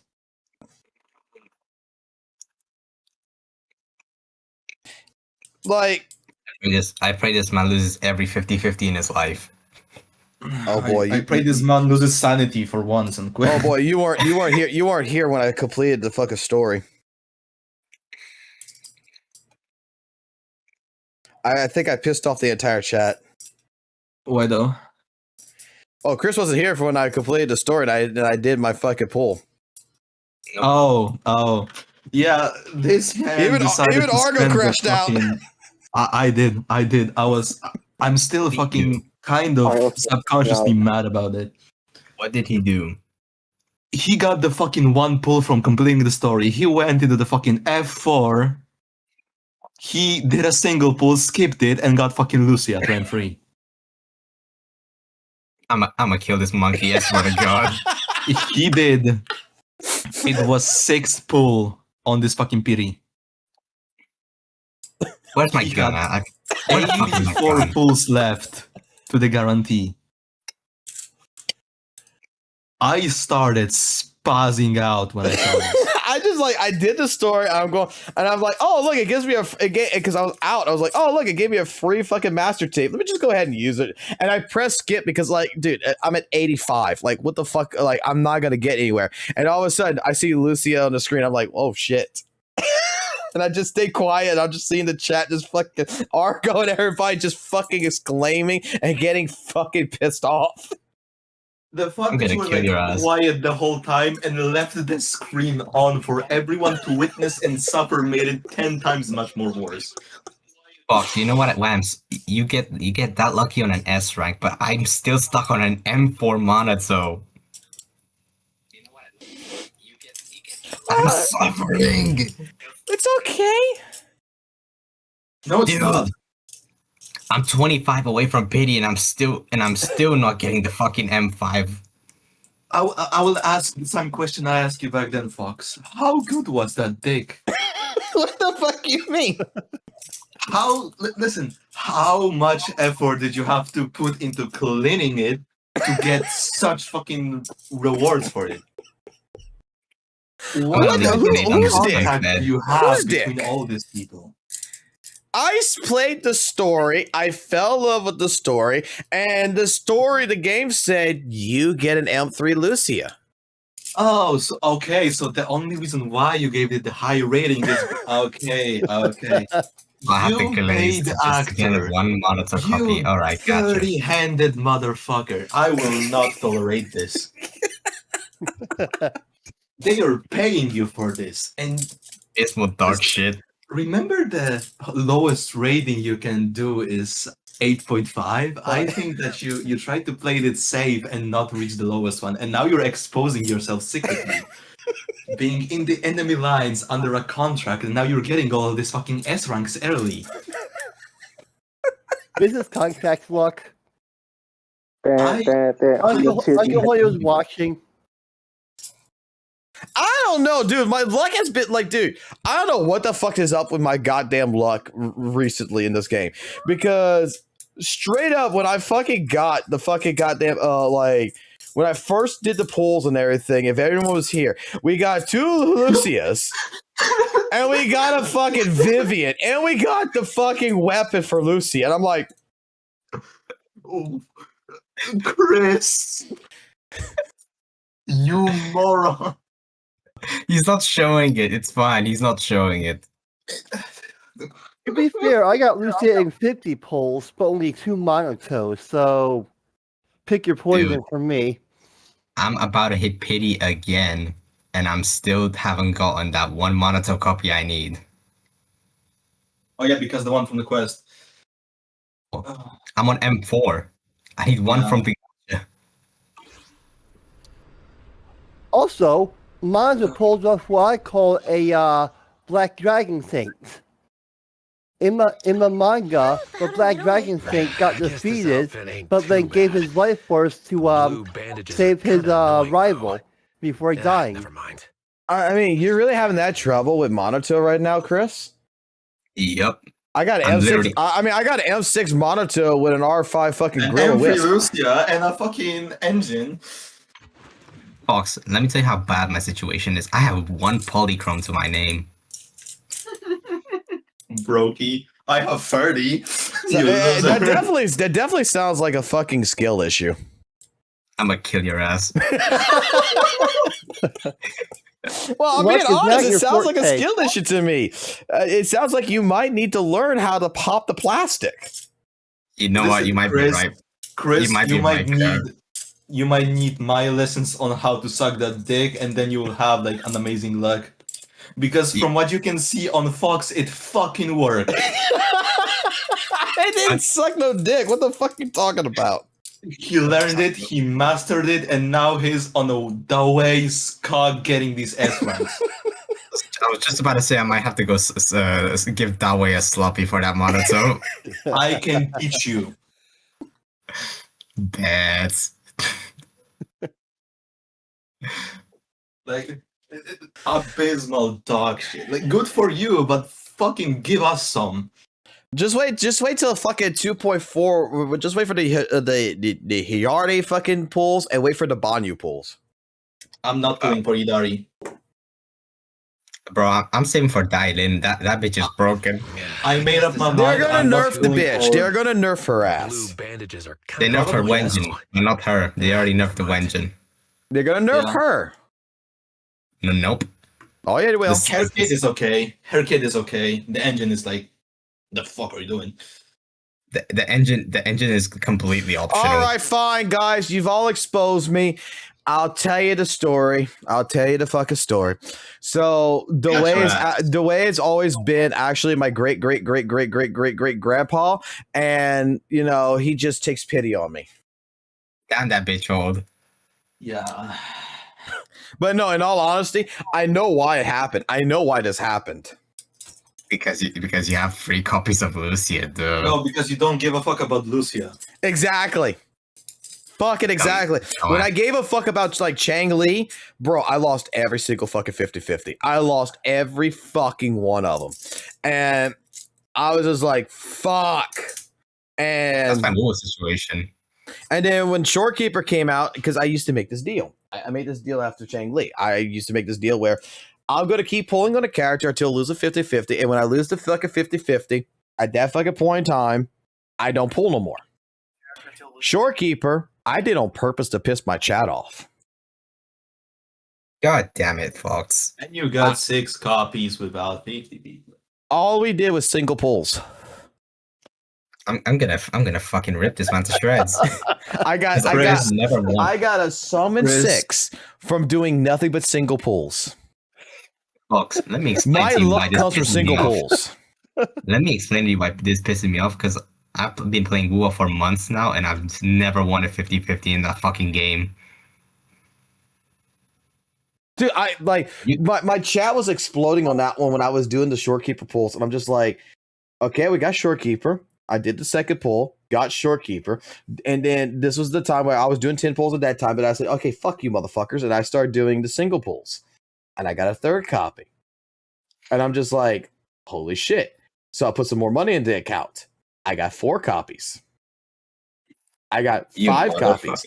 Altogether, Shorekeeper cost me $250. I was there for that, I think, actually, or at least some of those summons. You know what, Fox? Just put the buns out. I need some of that luck, and I'm gonna do anything Yeah, for it. because one of the multis was actually a 2. The Fuck one that I Chris, loved, Chris. the one though I loved out of the Shorekeeper, the one that I loved was the one where I did a single pull, I got Shorekeeper, and then I did another pull right after, and I got Shorekeeper again. Back to back. Back to back. I'm ending myself. Like, Just flip the cards. Like I said, it was the cheapest character. It was the cheapest character on the thing. I got multis out of it. It was just like $250. We need to do a gang collective called the Shred Rippers and actually like invade Fox. Look. Next time y'all want to do pulls, come to me. I'll do your pulls for you, so that way I give you my luck. And I think I'm gonna do that. Dude, I don't know what it is. Like when I pull, it's like if I care about the character, if I care about it, yeah, my luck's shit. If I don't give a fuck about the character, like, I didn't give a fuck about her. It's like I didn't give a fuck about Vivian, and what the fuck happened? I got all that done. Bruh. On the topic of Vivian, I'm 1 pull away from getting that skin. But just for the figure, I've done so many pulls that even now I still not have enough monetos, but I almost have enough to get Vivian's skin. One more day. It's literally tomorrow because I have the monthly thing. So literally tomorrow Polychrome comes in. I'm getting the Vivian skin. Yeah. Jesus Christ. Funny shit, I don't have Vivian. But will he get Monaco though? Also, Fox, isn't it like fucking 7 a.m. in your time zone? Oh yeah, 7:30. Sleepless son of a bitch. Yo, Fox Kronos is asking if he can jump in. I mean, yeah. Go ahead. Like this is the end of the stream now, Ben. Like I don't give a fuck. Like we can talk in here. Listen, it's the end of stream for an hour. Welcome to a stream. It's right. like I said some time ago. You did a fucking stream in the title. Short stream. 12 hours you're still going. 12 hours? Look. Are we dead ass right now? Shit happened, okay? What happened? Did you get the ball torsion or something? What happened? It happens all the time. Like I put short stream, like I'm gonna go to bed early, whatever. And then someone sends me fucking like something to react to. It's like the fucking entire shit with fucking like last time. It was supposed to be a short stream. I was supposed to do the story yesterday. All right, and did do recordings tonight, and that didn't happen because someone sends me the fucking stream of fucking St. Tonus playing Zenless Zone Zero, and I fucking watch it, and I'm listening to him nitpick on every single little fucking detail, and and just being pissed off. I'm just like, okay. And then I'm listening to him about fucking like Hugo. He gets over 14K. He gets 15K, and he's bitching that Hugo can't clear against an ice weak boss, which is the Butcher. And I'm like, motherfucker, is like, you did good. Okay, the boss is made for Anomaly. It's not made for fucking Hugo. And then he's just bitching about it and everything. And then I'm watching it and I'm thinking in my head, I wonder how far I could get, because I see you get 15. When I got 17K on the Butcher with Hugo, Lycott, and fucking Lighter, I'm just like, there's no fucking chance. There's no shot I could clear this shit. And I found out that my fucking Lycon wasn't even fully fucking built. I had a Steam pod at fucking 50, and I had like the worst disc on him. So I started swapping the disc on Hugo. I started swapping the disc on Lycon. I put fucking Lycon on what fucking set did I put him on? How about a little late night adventure? I promise you'll love it. Because it worked. It just fucking worked for what I needed. I left him with his Shocker Disco, but I changed out the fucking Woodpecker to Astral Voice. So you got he had 2-piece Astral. Well, I needed more damage. I needed a little bit more damage with him, and that's why I did that. Is I did the 10 attack piece on it, but I did the Shocker Disco on him, and I fucking went go fucking steal my Evelyn's disc, put it on fucking Hugo, because I went with because I changed Evelyn recently to Hormone Punk. And I put her on that, so I was stealing off of her, and I even went go fucking steal off of fucking Pan or whatever for fucking Lighter. Fucking made sure that I fucking had from the scraps that I got the best fucking build I could possibly do. I think like what's my Hugo at right now? My fucking Hugo now. It's got 75.4% crit rate with 150 crit damage with 2,800 on the attack. And he's running his signature weapon. Okay, never mind. No more questions. My guy, you're basically 50-50 on totalized crit. That's only 88 crit rate. Yeah. 87 actually. My bad. I'm stupid. 87. It was worse than that before. He was at like 30% crit rate. Bomboclat. Damn. That's yeah, good. Literally bomboclat. So I put him on this. I went through this with this, and then straight up, after 37 tries, we got the 20K. I put the better build on him. What's funny is Butcher, the way he's designed around Anomaly is he has an armor he can only break by triggering Disorder. So just running Hugo in that team basically almost guarantees you not getting a Disorder until like the last minute, basically.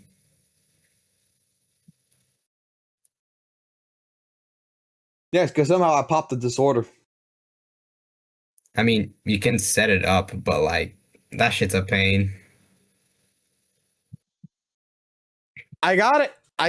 When I saw, because the thing is that what my point here is that in this game in particular, yeah, you're going to be fighting bosses with certain team compositions that you fucking have, right?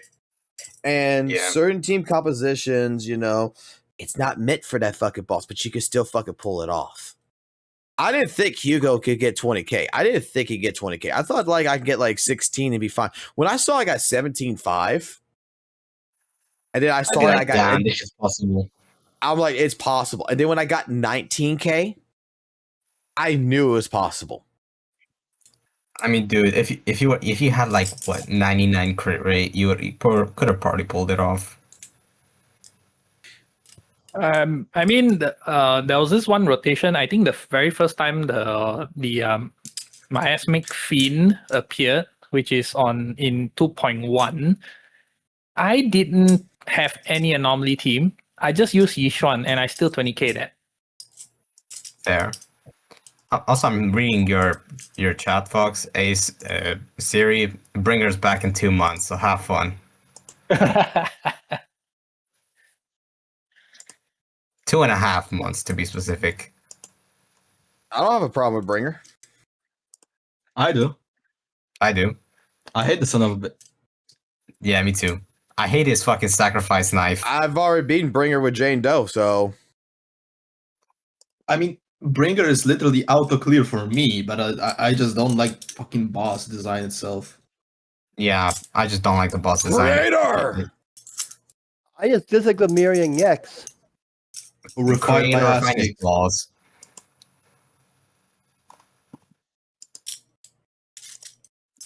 Also, Argo, please don't tell me that was one of the bombs you were referring to. What? What? Blood in my butt? What? I say what in my butt. Okay. It's an Chris, old song. What did you say? What did you say? Would you be mad if I said I just forgot? Yes. I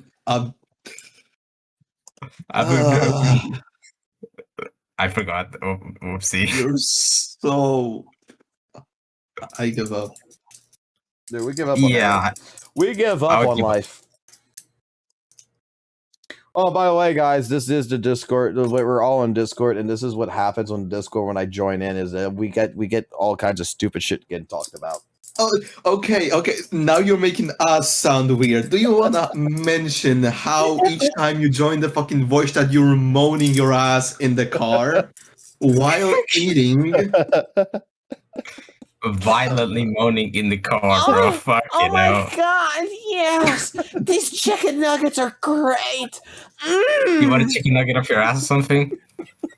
No, man. No. Harder step, bro. Enough. All right, let me switch the topic. Hey, Fox, I don't think you've seen this, but look at this shit. In the beta, there's a fiend with 230 million HP. That sounds. What the fuck? I think that's a typo, but I fucking hope that's real. You know, it's currently 130 mil. That's at a 100 mil increase. What the fuck is this shit? That looks amazing. I think based on this beta, from what we are seeing, right? This has happened already twice. We are getting like really high HP bosses, but as we slowly get to the release, they reduce it so much so that it's actually doable. So my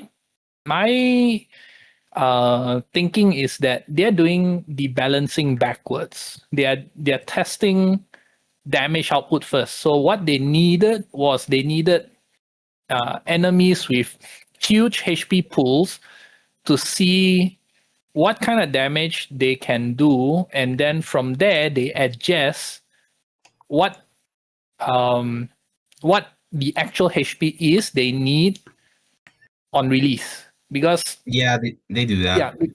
Yeah, because from what we are seeing, that's what I'm thinking they are doing. Because there is no way they are gonna give us a really high HP pool at the beginning of a beta, and then we are getting a lower HP pool on release. I'm going to say it like this. I'm going to say it like this. I'm not going to mention who told me this shit, but there's somebody I know who's in the creative server that what you're saying is basically exactly the truth. Is that, in all honesty, the first couple of parts of the beta, from what they're telling me, is basically testing the new character, and it's very much overtuned. And by the time we get to the later part of the beta and everything, it's more about bouncing around the current characters that's already in the game. True. Like, look, I got a good example of this in the beta.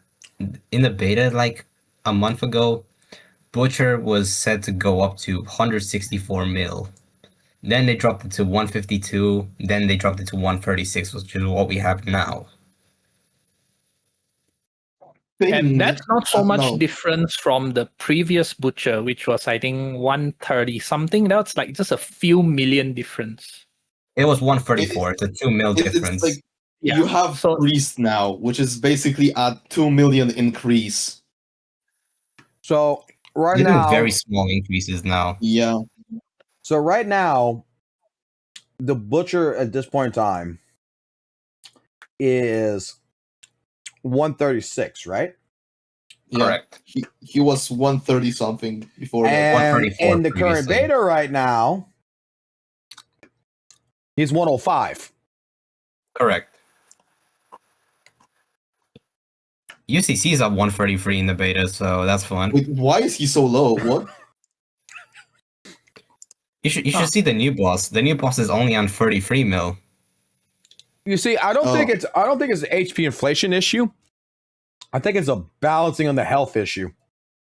It's always the balancing. Oh, I think they decreased the HP because they're gonna increase the defense of that shit.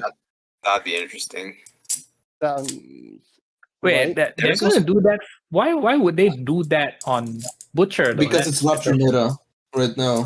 And I think they will do something to increase the defense on basic enemies that are not miasmic for people to try out the units on different bosses. Oh. Hold on, I see what you mean. I see what you mean. Yeah, I see what you mean. I'm not sure because I literally do not follow this stuff, but I think that could be the case. I can check that for you, and I'm okay. Nothing's changed. The defense is the same. Okay. Defense remains if that's the the same. case, yeah, if that's the case, then we can throw that out of window because that's not the case. There is already an entity in the game files that's anti-rupture because it has 0 defense. Yeah, this is funny. It's in the game files, but I've yet to see a place where it's going to be used. I see.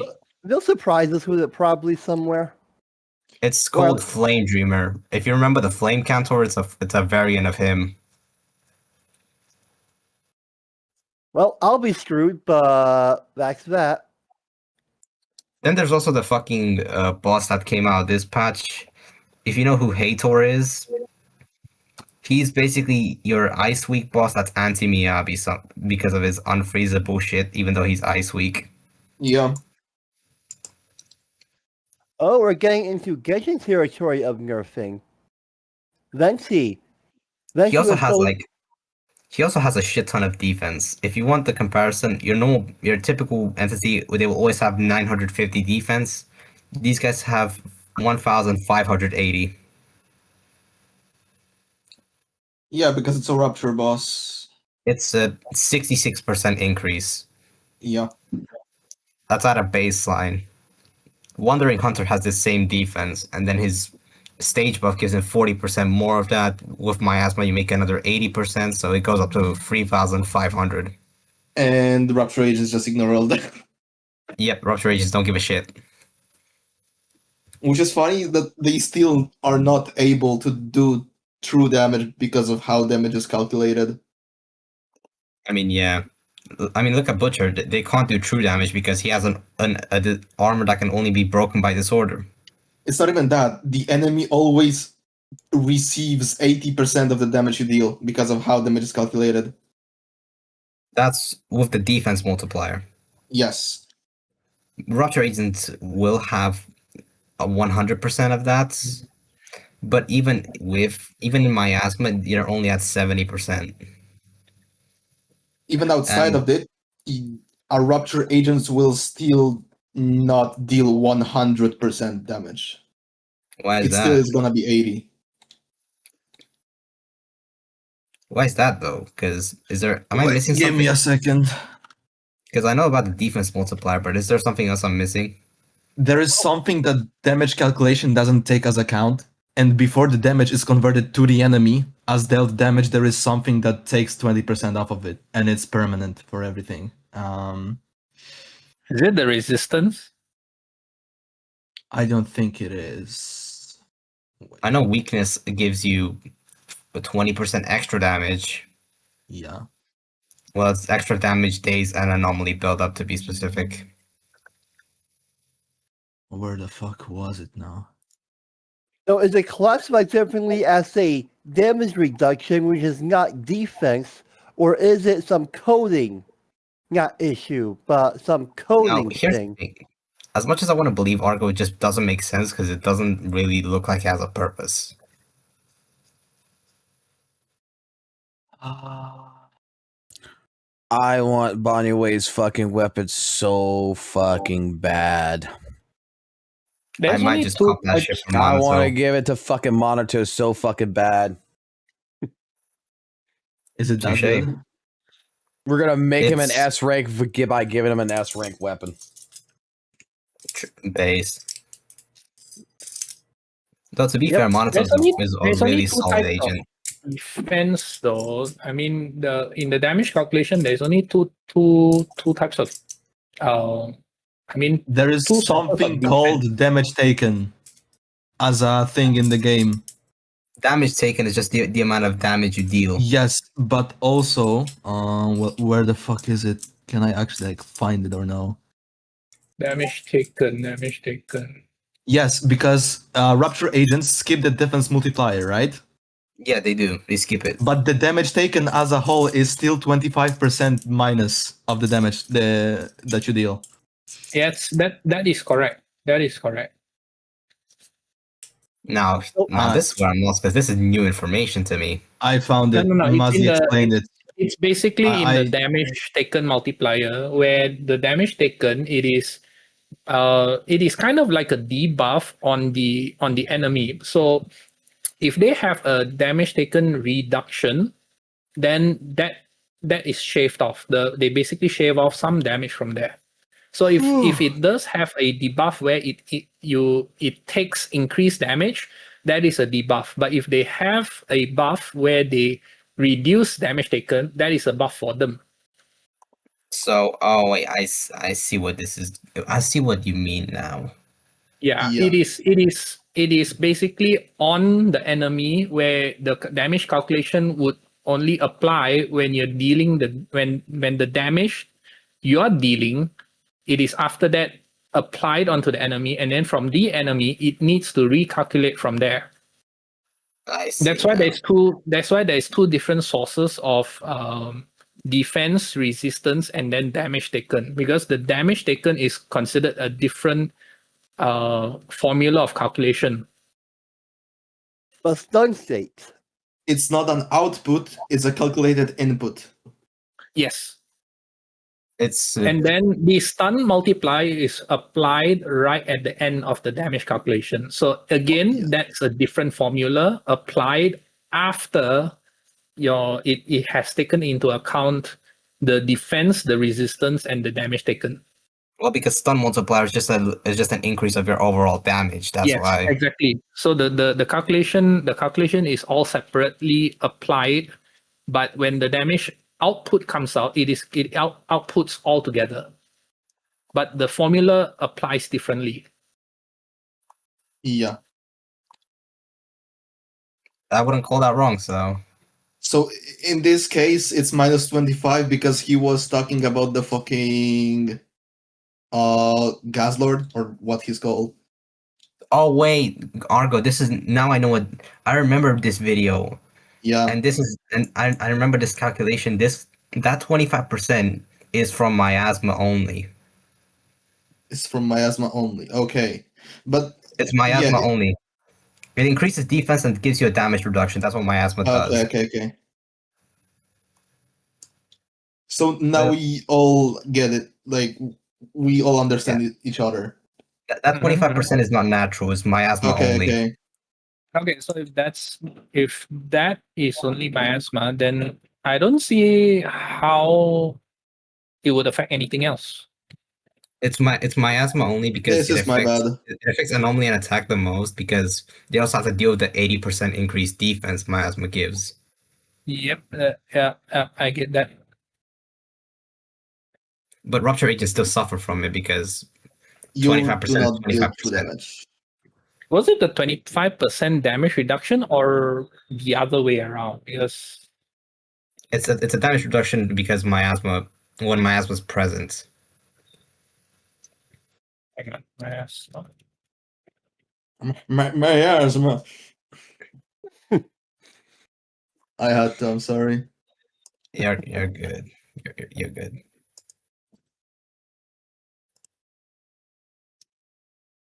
Though, yeah. I'm not. I'm still kind of mad that they're going on with this miasma because then the new spoiler alert, the new next boss is miasma as well. I think this whole So- patch they're gonna shield miasma all the way. I don't give a fuck about miasma because 1, you have Defiler, 2, you have Fiend. Miasma does not equal Rapture. They still have the fucking archetypes that they are specified to. Yeah, that's true. And so it's. To be fair, with the fact you can get rid of miasma relatively quickly. Miasma is an equal trade. That's how I would say it is. I agree. Most miasmic bosses have basically guaranteed performance points. Yeah, that sounds about right. Number 2, when you defeat the fucking miasma phase, you get 2.5% true damage. Plus resources. Plus I can other calculate how mechanics many give points. resources. I wonder how many points 2.5% is. It's based off their max HP. Yeah, based off the max HP. But I That's think why- it can yeah, easily give that's like why- 1k points. The I amount mean, of points remains you the have to same. remember, miasma in Deadass is 2.5, whereas in Shiyu is 15%. 15, yes. Because the HP is smaller. Yeah, But the like, HP pool is smaller. how long do these fucking miasma phases last? Like, you fight with the Fiend, you parry it few times, it's like about maybe 15 seconds, and then you just like pop one 30. ultimate miasma is 30. gone. Give or okay, if you don't interact with the miasma, I think it lasts very long. But if you do Yeah. interact with it, it's, I would say 10 to 15 seconds. If you if given the chance that you can parry or dodge counter each and every attack, it's probably about at least 10 seconds. Defiler has so far the best situation because you have this fucking spear launch at you, and then you can literally pop that shit in 1 second. Parry True. like 4 times, miasma is gone, or like pop one ultimate, miasma is gone. The miasma phase on the Defiler is okay, but the amount of times it will stall is not, in my opinion. Nope. Alrighty. Yeah. Real quick, I have confirmed through my lack of skill that that at least for Priest it can last a while if you don't dodge right. It will. All right. Really quickly, I'm just going to deaf myself in the call. I'm going to call it a night. I'm going to let these motherfuckers keep on talking. They're arguing and such, whatever. I just basically just fell asleep in my chair here. So I think that's a clear sign that I need to get some sleep. But I'm going to sit here and I'm going to argue with Argo and them for a minute. I'll be back.